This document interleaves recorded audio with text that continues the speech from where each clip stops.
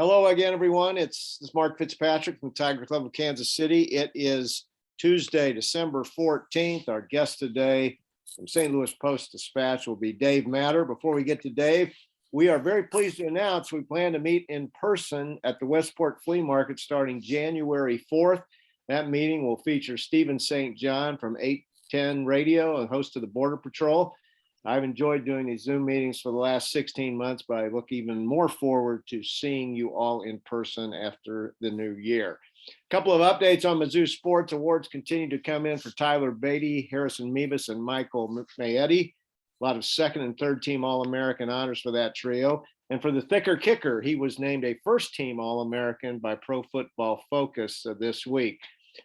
Tigers play 1 week from tomorrow in the Armed Forces Bowl against Army. And of course, tomorrow is National Letter of Intent signing date, which we'll talk about with Dave in just a few minutes. Don't forget, there will be a recruiting reception tomorrow night at Arrowhead Stadium with head coach Eli Drinkwitz and his staff. If you'd like to register for that, you can go to KCTigerClub.com and where you can RSVP and get all the details on the event. I believe it starts at 4:30. While you're at our website, make sure you check out our sponsors. And if you haven't already, please become a member of the club. We need your support. If you're interested in the club's tickets for men's and women's basketball, also parking pass, send an email to president@kctigerclub.com. And also unrelated to the club, I don't know if everybody saw the news this morning that Sam Mellinger, who's a regular guest of ours, is leaving the Kansas City Star to become the public relations director for the Kansas City Royals. I know Sam is a baseball fanatic, and I'm sure he'll do very well in the position. We wish him the best of luck. Thanks as always to Darren for setting up these Zoom calls, for Paul Berry and Dave Tyson for lining up our speakers.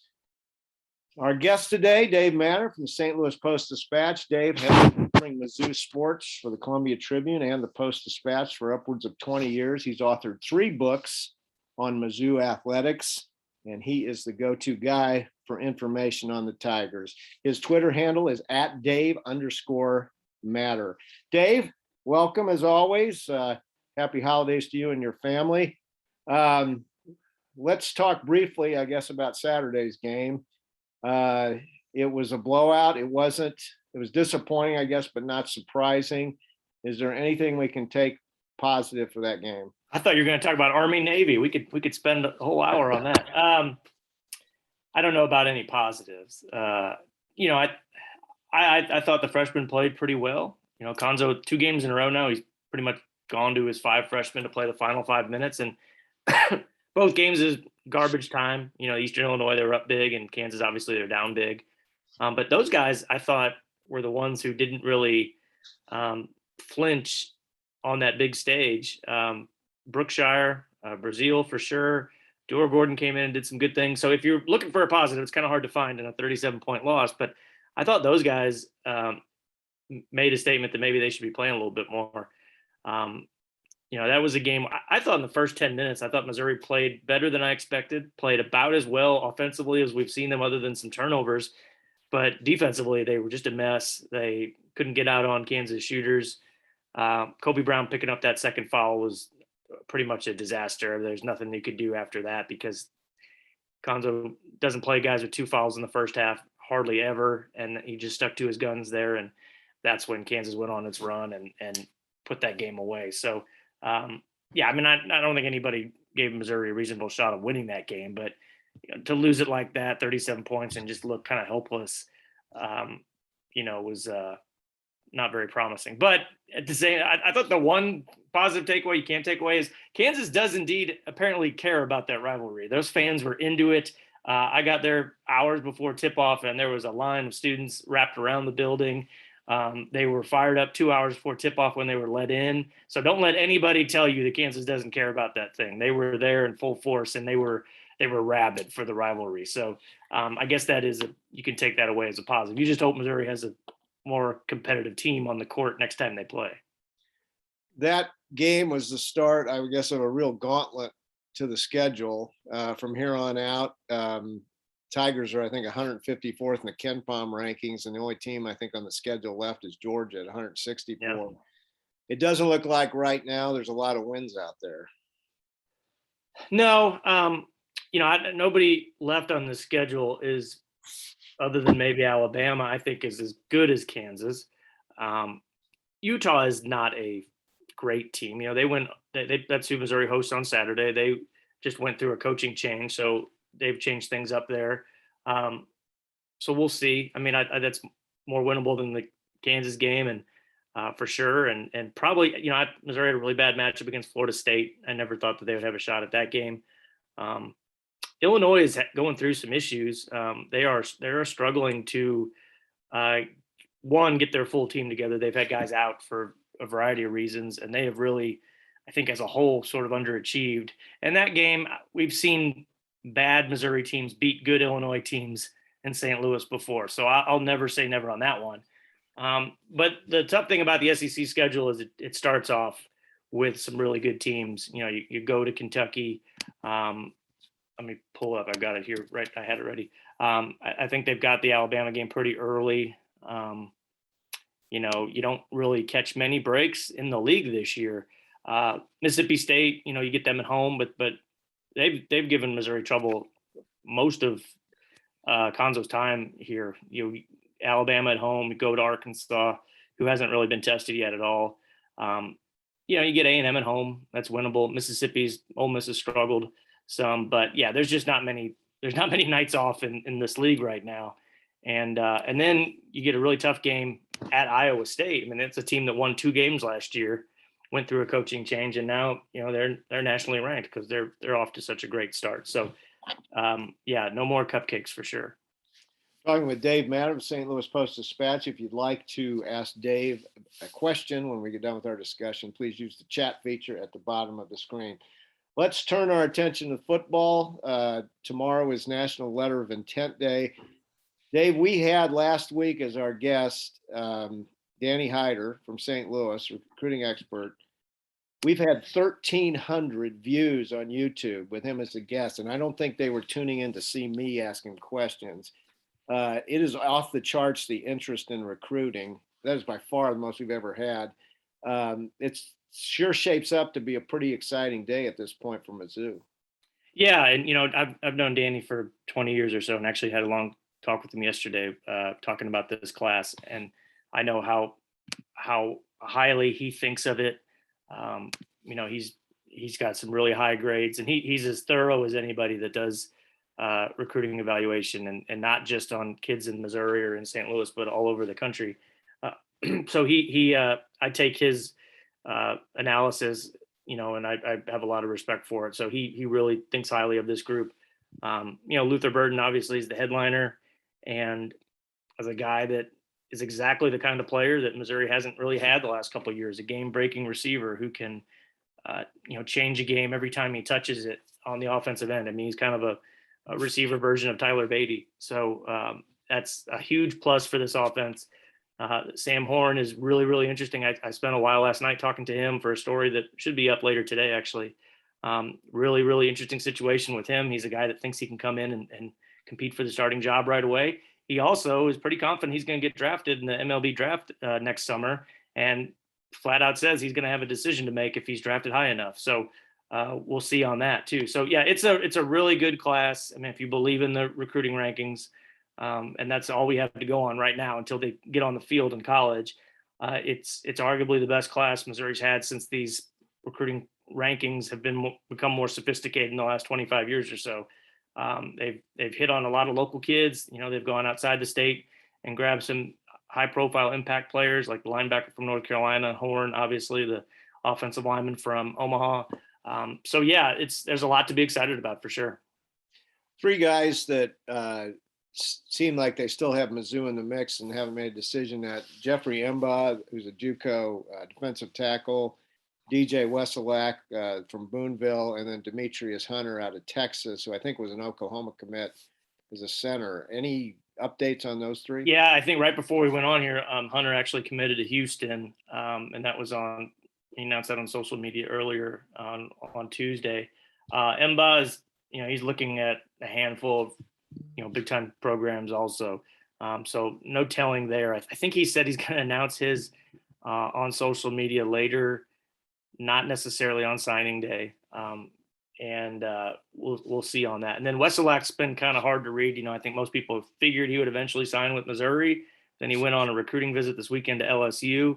I think he plans to announce on National Signing Day, so it could be just a kind of a two-team situation for him. But we'll see. I don't know if there's going to be many more surprises. The transfer portal's kind of changed this thing a lot too, because those guys can announce anytime. Some of them may decide tomorrow, but not necessarily. So we'll see how it all unfolds. If Wesolak went to LSU, he probably saw those sleeping pods they have in their locker room.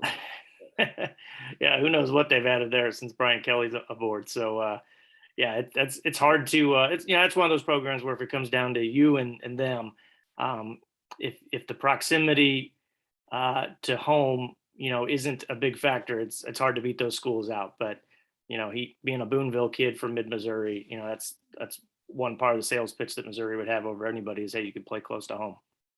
A change in the staff. Casey Woods, Mizzou's recruiting coordinator, is going to be leaving or I guess has left for SMU. Yeah. You see that as much of an effect on the recruiting going forward? Not so much on recruiting. That job it's a lot of logistical work. It's a lot of scheduling. Works in hand with kind of liaison between the staff, the coaches, and then the recruiting department and the director of recruiting. So he was involved with a lot of things that happened and decisions and the strategy that they set up right when Drinkwitz got the job as far as who's going to recruit where. But you can plug someone else into that job, whether it's going to be the next tight ends coach or if it's going to be somebody already on staff. I think that's, as long as the head coach is in place, I think that can be a pretty seamless transition. I don't think that's a huge deal, but he was a really good guy on the staff. I thought great personality, great energy. I really like Casey a lot. I think he'll be a head coach sooner than later, just like his dad, Sparky Woods. So yeah, I think that's a loss just for the staff because I think he's a really good person to have. But that's going to happen on this staff with offensive coaches because offensive assistant coaches want to be coordinators, and you're not going to be a coordinator or a play caller on this staff as long as Eli Drinkwitz is the head coach. That's just the way that it's structured. So when position coaches, either running backs coaches or O-line coaches, receiver coaches, or whatever, if they want to be head coaches someday, they probably need to be a coordinator first, and that's probably not happening at Missouri. So I don't think this is that unusual for a staff setup like this. Missouri's had several players enter the transfer portal since the end of the season. Is this the new normal, or is it a cause for concern? I think this is what it's going to look like when you have older players who haven't cracked the depth chart yet, or younger players who just aren't patient enough to crack it.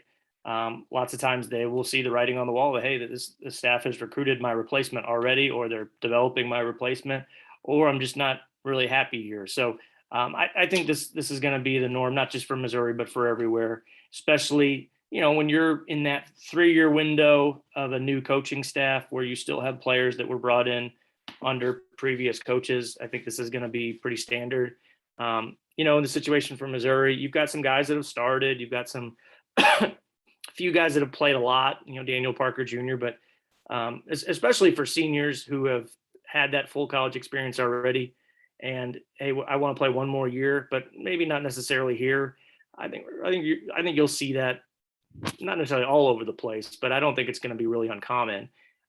So far, I don't think Missouri's lost anybody where you say, oh my gosh, how are they going to survive without this guy? It's a lot of backups. It's a lot of guys that are good guys for the program to have. If you have an injury, you can plug this guy in, but I don't see a whole lot of real difference makers that they've lost so far. Let's look ahead to the bowl game, the Armed Forces Bowl. Tigers take on Army a week from tomorrow.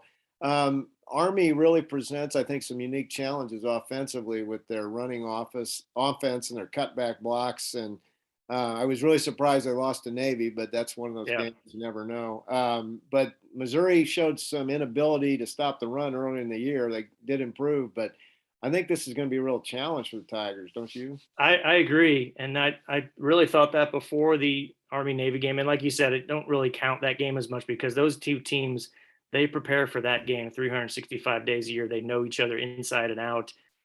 Lots of times, and I've read this before, that Army and Navy will have kind of different offenses for everybody else on their schedule and really save the core of what they do for the Army-Navy game. And so, yeah, I think that's a team that can bounce back pretty quickly from that kind of loss and get ready for somebody else. Because these games are gigantic and mean so much more probably for a school like Army or a program like Army than it does Missouri, because they get to go against a Power 5 team and show that they're more than capable of competing on the field with them.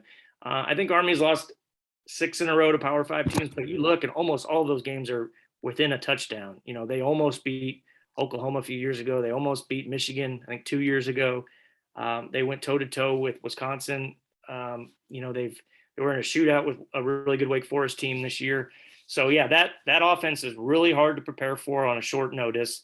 And Missouri is not. They've had 2 practices since the bowl announcement came out because the coaches have been so wrapped up with recruiting. Now you got finals week going on right now, so they're not going to get a whole lot of practices under their belt. It's not like where you think, okay, they've got 15 bowl practices or something like that. It's not that many at all.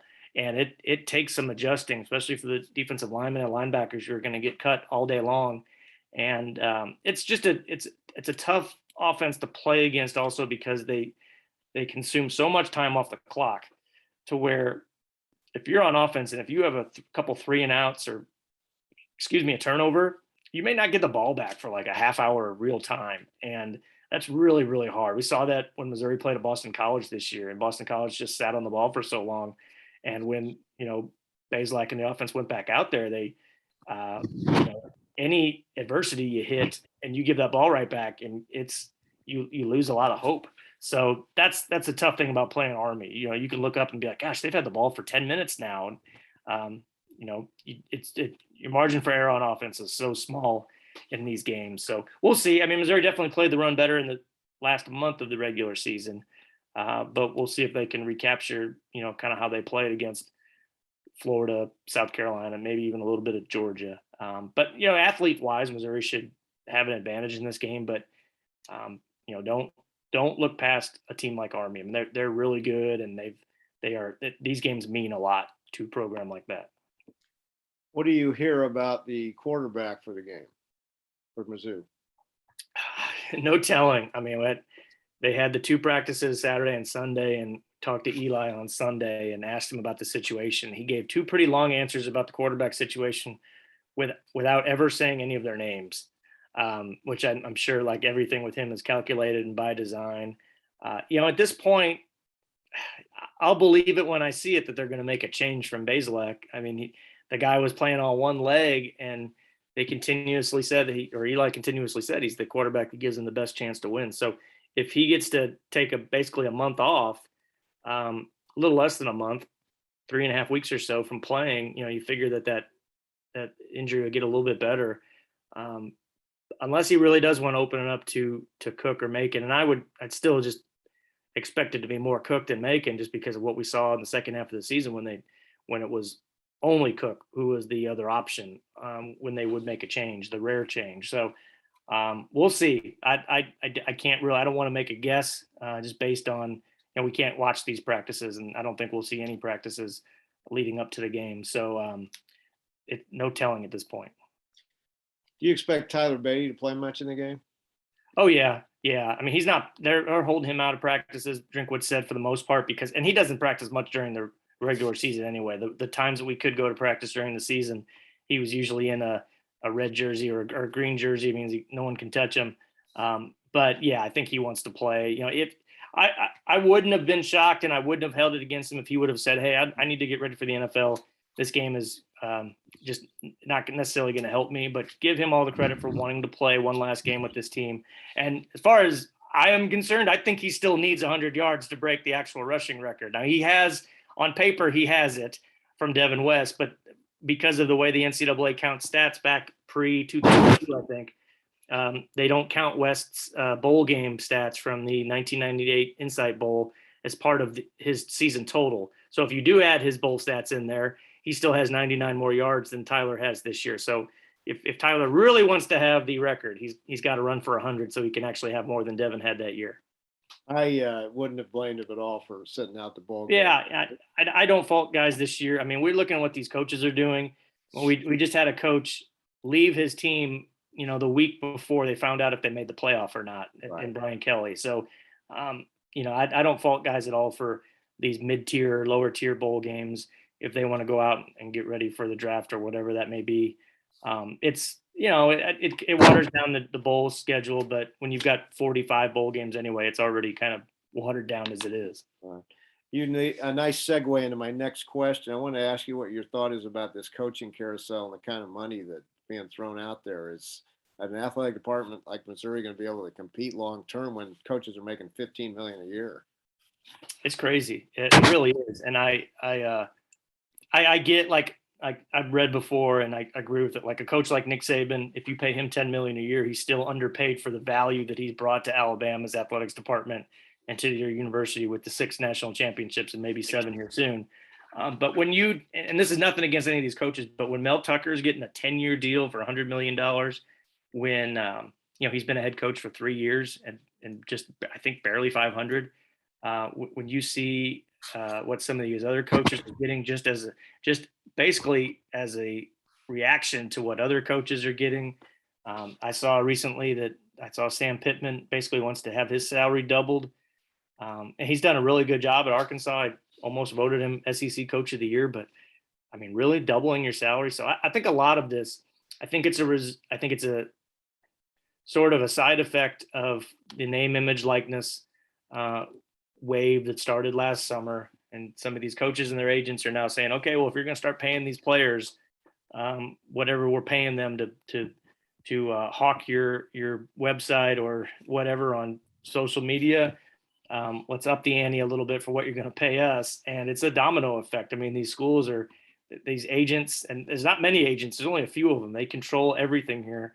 And they're making these schools just sign these ridiculously long, exorbitant packages for their coaches, to where, I mean, he started off at what, 24 million over 6 years, which is a good salary for a guy who was a head coach 1 year. I mean, he's going to be such on the far bottom of the SEC pay scale here once some of these changes come into effect. And if some of these raises go into effect, it's crazy. I'm not saying he's underpaid or overpaid, but man, it's wild what's happened here. That's a good salary. I'd say $4 million a year, but you're right. Yeah, you're 500. Yeah, I mean, he makes just about as much as Gary Pinkel ever did, and obviously times have changed a little bit over the last decade or half a decade, but man, it's wild. I want to ask you about the Missouri women's team. They really started off well. I watched some of their game against Baylor. They took them to the wire, and then they just got blown out by Missouri State last week. Asia Blackwell's playing great, but and they seem to be a pretty good team. What are your thoughts? And Missouri State's they're ranked, and they're a really good mid-major, obviously. Great history, and they always play Missouri well. Right. But yeah, that was it's got to be pretty disappointing for them, because you want to kind of turn some of that success you had at Baylor on the road. And I know they didn't finish the best, but you want to make a statement that, hey, this is a team that can now compete in the SEC and go into league play with some momentum and take care of a team in state that is historically really good. But man, you kind of lay an egg in that game. It's pretty disappointing, but we'll see. They still have a couple non-conference games, I think 2 more until they start SEC play, and they begin SEC play against number 1 South Carolina. So that's not going to be easy, but I still think, and I haven't watched them closely this year. I don't really get to see much of them until conference season begins, because football is still going on. But last year COVID hit that team so hard. They had to cancel so many non-conference games, and they had all these new pieces, and they never really found their footing in league play because they just hadn't played together very much. So this is still a much better start for them. I mean, they've already matched their win total from each of the last 2 years at nine wins. So to be able to win games and know how to win games, even though they had those 2 disappointing losses, I think is going to pay off for them. It should. And like you said, Blackwell she's playing as well as anybody in that conference, and that conference is loaded with so many great players. Since we've talked to you last year, we've had some significant changes in the Mizzou athletic department. First impressions of our new athletic director. I like Desiree personally a lot so far. I just really have a high early impression of her. She's incredibly personable. And I don't mean this anything negatively against Jim Stirk, but I've had more conversations with her socially in a few months than I probably ever had with Jim. So that's just her personality. That's who she is. I think she's still kind of getting her feet wet and still kind of learning the landscape, and trying to understand. She's very, very analytical. She's very thorough. She wants to. She's a very good listener. I think that's the first thing she said when she got here is like, I need to look and listen before anything else to really understand the situation here, before I start, making big decisions and any big changes. So I think she's had a really good first few months, and we evaluate these administrators just based on their accomplishments, and there's not a whole lot that has happened yet, but I think she's had a good start just from my perspective. She's very, very visible, which I think is a huge positive. I think the coaches will appreciate that. I think that the athletes will too. She's very, very driven to have relationships with those athletes, and I think that's good for morale. I think Missouri's athletics department needed and needs a morale boost with the leader on top who has that personality, and that really shows that they are engaged and really involved with everybody around them. So yeah, she's going to have big decisions to make that we're going to evaluate and analyze as far as coaching hires and coaching decisions, things like that. I think what she's done with with moving the seating chart basically at home football games, I think is a real positive. She and I kind of wrote about this. So at Georgia, before the Georgia game, Athens, I got there a couple hours before kickoff, like I always do. And she came down, she does this too. She comes down and visits with me and a couple of the other writers before every game, football game, which is, I think is good for her. It's good for us just to kind of develop some rapport. And she looked out there and said, now, how come when I go to all these SEC road games, I see the gold section way up in the corner, way over here in this corner over here. But when I go to games in Columbia, I see Tennessee's fan base all spread out at the 50-yard line right behind the bench, or I see Texas A&M. She's like, I think she had the answers by then when she's asking me. She's like, do you find that strange? I go, yeah, I always have. I don't quite understand why it is that way. She's like, well, we're not going to keep doing that. She's like, that's not right. She's like, we shouldn't be giving them those prime seats unless we're obligated to, and we're obviously not. So she's like, I don't think you're going to see that in the future. So that stuck in my head when she told me that. And then sure enough, what was it, last week, or 2 weeks ago, they announced they're going to change that around. So she's getting stuff done pretty quickly. That was a real point of emphasis for her, back a couple months ago, and she's already gotten it done. So I'm curious and very interested to see how the rest kind of plays out under her watch. I applauded that move, having sat in LSU where the players in the field looked like ants a few years ago. That was a good move. She brought in a new media relations director, I believe, too. Tell me about him. Yeah, Ryan Coslin. He's good. He's a really sharp guy. Really trying to develop relationships with the local media and just be accessible. He came from Cincinnati, where he was kind of in charge of their football program for a long time, and that's where he and Desiree first connected when she worked there. Excuse me. So yeah, he's really sharp, been good so far, and yeah, that's an area where Missouri can always improve and be just have good relationships with the media, help with access and all those things. And so far, so good with Cos. Dave, you've authored 3 books on Mizzou athletics. Actually, your one you co-authored with Gary Pinkel, his biography, I've been reading lately. Right. You do a great job. You got any new projects in the works? No, nothing in the works. It's been I put a lot on my plate as far as work and everything else, my kids. So I've kind of put aside any kind of projects like that. But if something comes down the pike, I'll always kind of pay attention or think about it. But nothing on the horizon right now. And we're gonna get some questions here. What was your reaction about Sam Mellinger when you heard about that? Yeah, I just saw this morning, and I was a little late to it. I haven't written him yet or anything. I just saw Sam the other day in Lawrence, and I'm happy for him. Those are really tough decisions. I've had offers and things like that pop up over the years where it's a tough call because you're kind of walking away from your lifestyle and your dreams and what you've been doing, but you're ready to kind of move into a different gear and move into a different world a little bit. So I really applaud him. He's so professional. He is so sharp. I like Sam a lot. I don't like that. I don't get to cross paths with him very much.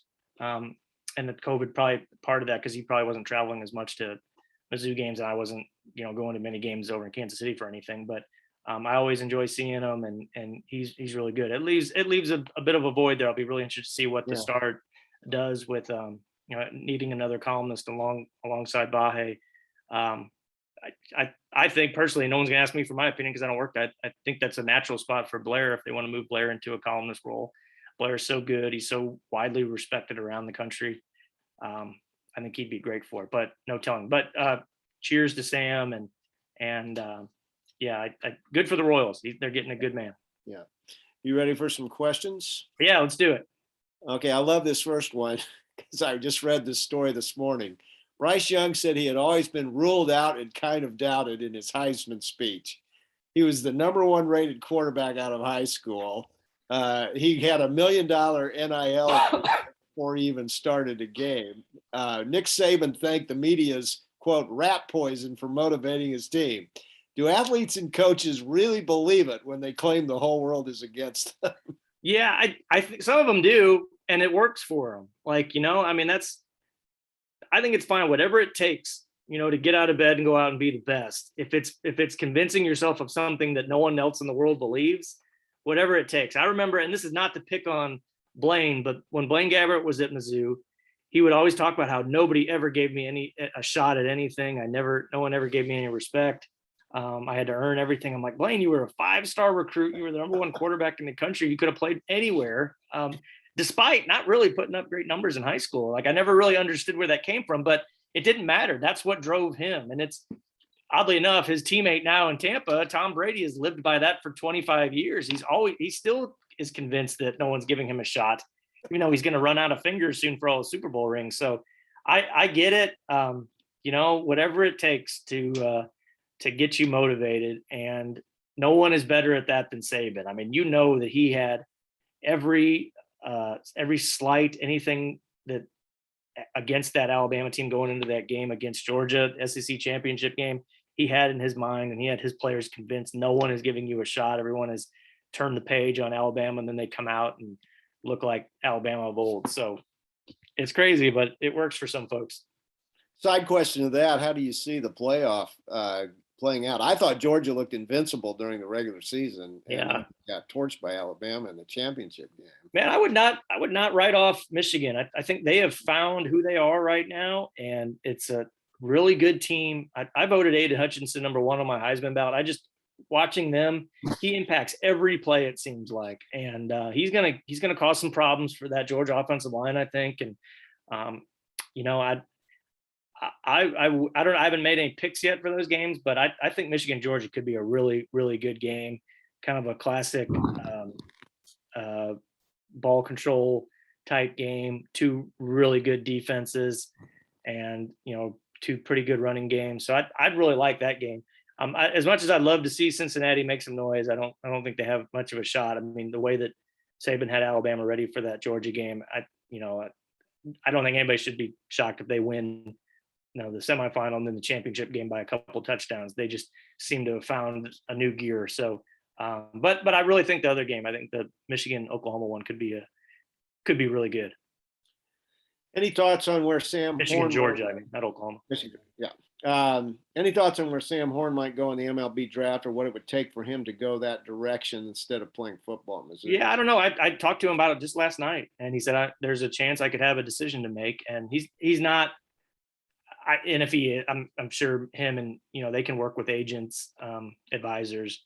I'm sure they have maybe a dollar figure in mind. Most of these baseball prospects do, but unlike so many of them, he has some real leverage on his side that he can tell any baseball team that, hey, you may draft me, but I've got this great opportunity to play football at an SEC program too. So that may push down where he gets drafted, just because some baseball teams may be less inclined to deal with that side of it. So who knows? And a lot of it is going to depend on how he pitches this year, his senior year.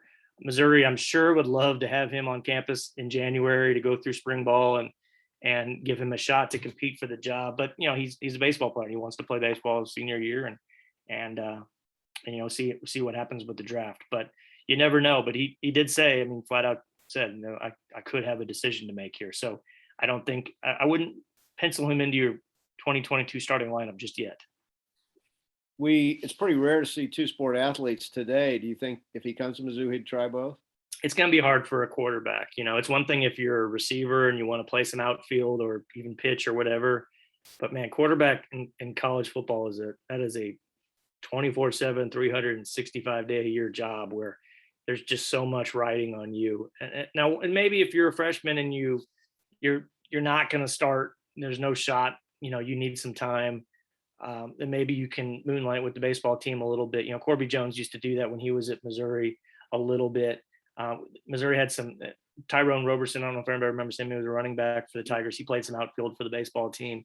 Obviously, Phil Bradley, everyone's familiar with that story, but that was a little bit different when you weren't training 12 months a year with your sport. Right. So it's hard. It would be hard. And I think everyone involved in that decision would be aware of that, but it's, definitely an option, and so we'll see, he may get to college and just decide, hey, I love football and there's more to gain here. I've got more upside and I'd like to give this a shot full time, or maybe the other way around. You never know. So I think he's keeping an open mind about it. And I think it's great to have options. So we'll see how it all unfolds. Next question. Are you hearing anything about Curtis Looper leaving for Virginia?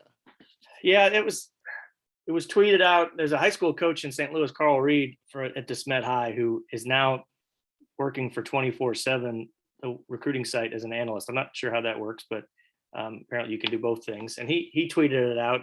He's breaking a lot of news on Twitter these days about college coaches, which is a little puzzling, but hey, whatever you're going to do. And that's where it started. And a couple other 24/7 reporters have said that he's possibly a candidate there. No one that covers Virginia has reported that, as far as I know. I've reached out to people at Mizzou. They've been pretty quiet on it. I think they want to get through signing day before anything else happens. But again, it wouldn't shock me, because that's a situation like Casey Woods, where Curtis Looper wants, and he's interviewed for head coaching jobs in the past, but if he believes he has to be a coordinator first somewhere, well, that's not going to happen, or at least a play caller. That's not going to happen at Missouri. Now, Eli could always give him a title, coordinator. The O-line coach is called the run game coordinator at Missouri, but he's not going to give up play calling duties anytime soon. So we'll see. This is one of those things where this could happen on an offensive staff where the head coach is the play caller. Do you think you'll see any other changes on the Mizzou coaching staff? It's hard to guess. These things are, it's such a game of dominoes. Like, in February, Mississippi State could lose their cornerbacks coach to an NFL job, and then all of a sudden you got an opening, and somebody from, Tennessee could leave, and that could leave an opening at Tennessee, and Missouri coach might be able to go there. So it's really hard to predict right now. Those coaches, they really are on a year-to-year. Some of them get 2-year deals, but they really live on a year-to-year lifestyle, because they know they can up and leave at any moment. So I think Missouri fans, the ones that follow this religiously, are still, some of them may stuck in the Gary Pinkel years where a coaching change was just freaking so weird because it never happened. But this is more the standard, where you're replacing guys every year just because there's so much movement in the sport. So nothing would shock me. Should Mizzou fans be disappointed in falling out of the SEC bowl lineup and being invited to the Armed Forces Bowl? Well, I mean, somebody was not going to be in that lineup, just because for the first time ever, there were 13 bowl eligible SEC teams. Had Florida lost to Florida State or LSU lost to Texas A&M, we wouldn't be having this conversation, because Missouri would have been in one of those SEC bowls. But somebody had to be the odd man out. And if you look at where all of those teams were placed, I think there were 5, 6, and 6 teams. The 4 that went to SEC bowls were all placed somewhere that made a little bit more sense geographically for them, and Missouri became the odd team out. And I think the deal breaker, and no one has said this, but if you look at attendance figures for this year, Missouri is 13 out of 13 of the bowl eligible teams in home attendance, and these bowl games are all about trying to make as much money as possible by selling tickets, and you're going to get more of the benefit of the doubt if you're averaging a lot more fans for your home games. So if that's a factor, that definitely works against Missouri's favor here. So I wasn't shocked at all. You would think that maybe a team going through a coaching change like Florida or LSU, you look at them and say, well, your season was bad enough that you had to switch coaches. Let's give the let's give the SEC bid to a team that, has a little bit more continuity. But that's not how the league works. And, Florida's playing in a bowl game in Florida. South Carolina's playing one in North Carolina.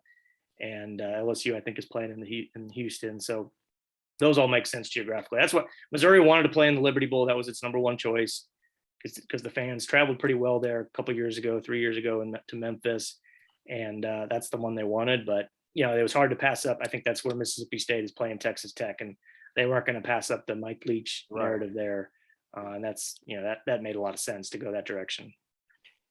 You live in Columbia. The team, there hasn't been much to cheer about last couple of years. We're excited about recruiting.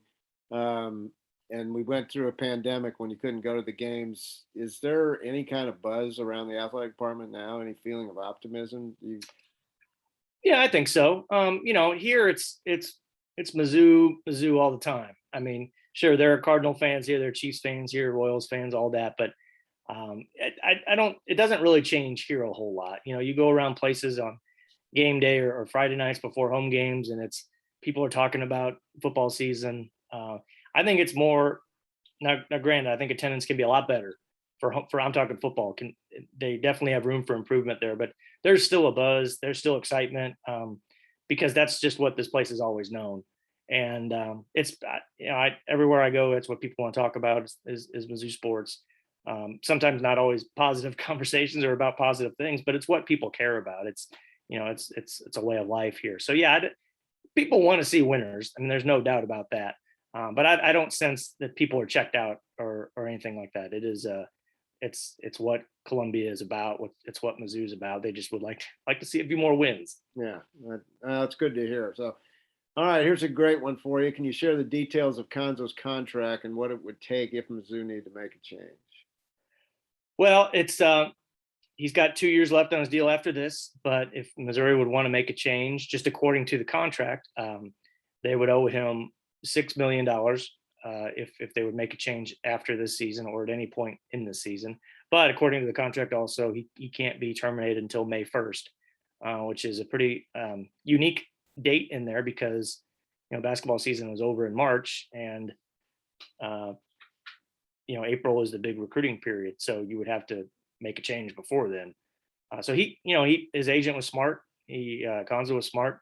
When you stepped into a situation as bad as it is, you have all the leverage because you say, if I'm going to take this job, then you're going to not only pay me, but this is going to be very it's a kind of deal that promised patience and protection more than anything else, which was smart on his part for what he was inheriting. So Missouri's operated in the red 5-6 years in a row now, a couple $1 million in the red. So it's not like there's just $6 million in the couch cushions over at the Mizzou Arena.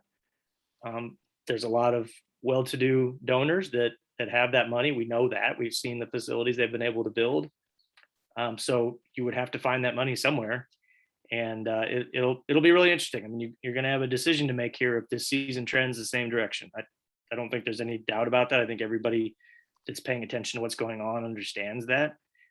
So we'll see. In contracts too, I mean, you pay lawyers a lot of money to sit down and look at them and then decide, is there a way around this? There's no real incentive for Kanso to work around the contract that Missouri agreed to. But you never know. So we'll see how that shakes out. But it's not a situation anybody wants to be in. I mean, there's no doubt about that. I hope they'll get turned around here. And he's got a couple good recruits coming in too. He does. Yeah. And that's, I think that's one of the concerns with the situation. Yeah, you've got two guys coming in, but for the most part, this team returns next year. And even some of the transfers you added, remember that was a one-time transfer waiver that you get now. So if any of these transfers they brought in want to go somewhere else, well, now they would have to sit out a year. So there's a lot less incentive for them to be able to do that. So yeah, I mean, the team you see on the floor right now, the core of it would most likely be the same team next year. Well, Kanso's spoken to us, and he spoke to us just a few weeks ago, and he's a great guy, and I really hope he gets it turned around. So next question. What does Missouri gain from resuming its rivalry with Kansas after losing in a blowout over the weekend? Well, I mean, you get your fans back, or you could. I've sat in a lot of empty Mizzou arena for games, even conference games, because fans just don't care about a Tuesday night game against South Carolina. Yeah. And that's a shame. But also, it's something that Missouri knew going into the SEC, or at least should have known, that hey, you're parting ways with a lot of these rivalries that just bring fans out because they're interested in those matchups. Whether it's not just Kansas, but Iowa State, Kansas State, Oklahoma State. Those were great games that fans were accustomed to seeing. So why wouldn't you want to bring some of those back, especially the best one? And yeah, Kansas is a good program. You know, more often in the 6-year series, they're probably going to be favored in 5 of them. I mean, maybe Missouri has a great team a couple years from now when they play in Columbia and the Tigers would be favored. But, you know, basketball, you can afford losses and still have a good season. I think it's the game needs these kind of games to make November and December relevant. You know, if I don't know if anybody watched the Duke Gonzaga game a couple of weeks ago, like that's what college basketball needs. They need these teams playing these kind of games before conference season begins. Otherwise, you know, football is just going to blow this sport off the map until March. And even now, maybe the majority of fans just only care about college basketball once you get to the tournament. And, you know, it's a great sport. It's that you should be putting its best on display all the time. And a lot of that is just with these great games that there's no reason you can't resume them and figure out a way to make them work. I mean, if Bill Self can make it work, then anybody can make it work and make these kind of rivalries a reality again. I'm going to ask you one more question before we leave. What would you like to see the college football playoff go to? 8 teams, 12 teams, as it is? I like more games, so I'm fine with going to 8 or 12. I don't like 8 if it's just conference champions and then a couple you know, mid majors or group of 5 teams. I'd be if 3 of the best teams in the country are from the SEC or from the Big Ten, then I think they all should get in. So I'm fine with 12. Now, this year there was really no controversy. The top 4 were the top 4, and there was, but why not 12? And especially, and this is my biggest argument in favor of expanding, is just imagine what those games could be like if those first round and second round games are played on college campuses. That would be amazing. And this was well documented. I wrote about this a bunch when the 12 team idea first came out, and they set up those criteria for what it would take. Missouri would have played 3 times in a 12 team playoff under the Pinkel years. And 2 of those years they would have hosted first round games. Can you imagine what that atmosphere would have been like late November? I think one of them would have been against Stanford. It would have been 2010, I believe. You know, Blaine Gabbert against Andrew Luck, Jim Harbaugh against Pinkel in a late November game. Winner goes on and plays. I can't remember who it was. It goes on and plays Auburn or Oregon or somebody. I mean, just imagine, it'd be the biggest game in the history of the stadium because so much would be riding on it. There's another year, 13, when Missouri won the SEC East. I think it would have been a rematch with South Carolina, and that was a top 15 South Carolina team, top 10 team. How great would that have been? So, yeah, I mean, I'm all for playing playoff games at home, and the only way you can get that done is if you have a 12-team field. Probably it'd be a huge mistake, I think, if they play those games in bowl games and in these NFL stadiums that are half full or whatever they are. So, yeah, I'm all for 12 if they can make that happen. All right, Dave, thank you for your time. You're the best. You can catch him his Twitter is @Dave_Matter. Go to StLToday.com. The subscriptions are very reasonable for an online service. So Dave is the go-to guy for Mizzou sports, and we really appreciate your time and wish you and your family happy holidays. Okay, thanks a lot, guys. Thanks for having me, as always. All right, next week our guest will be head baseball coach Steve Bieser, and that will be our last Zoom meeting and wrap up our meetings for this year. And then again, we'll be in person on January 4th at the Westport Flea Market with Steve and St. John. So we'll see you next week with Mizzou baseball coach Steve Bieser. Everybody have a great week.